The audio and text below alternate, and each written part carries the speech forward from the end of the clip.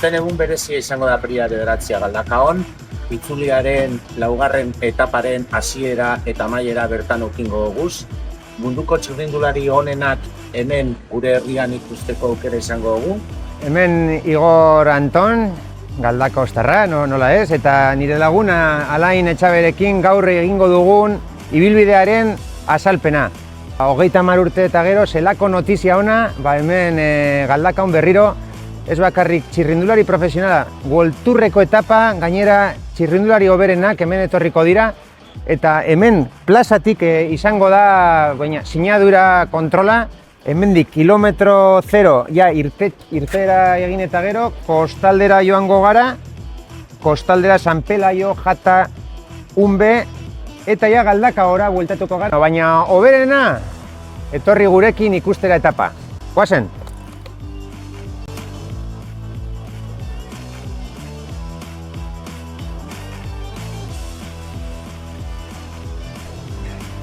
Beno, hemen hasiko da benetazko karrera eta ihesaldi bat egongo da, 75 kilometron falta, jarraituko dugu aurrera.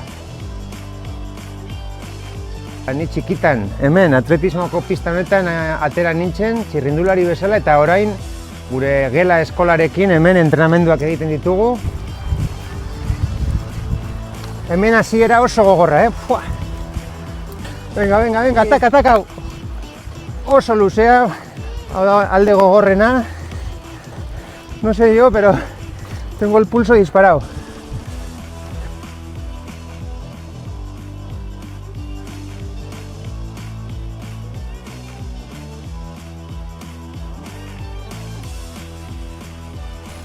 Bueno, Alain? Gogorra, oso gogorra. Eta oraindik 60 kilometro mugarantza. Momenturik beroena dator orain, eta joango gara Biberoko igoera, Elorritxuetako igoera, 25 kilometron falta.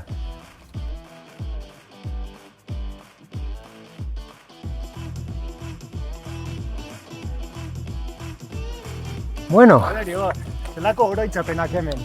Bai, 15 urte pasa ondoren hemen bueltatzen da itzulia, honako portu gogorrenera. Eta bai, hemen atakatu nuen, Bilboko etapa zen. Eta hemen, itxiluko etaparen momentu beroena etorriko da, 20 kilometro aldera. Helmuga izango dute txirrindulariak. Orduan, ja, hemen dena botako dute.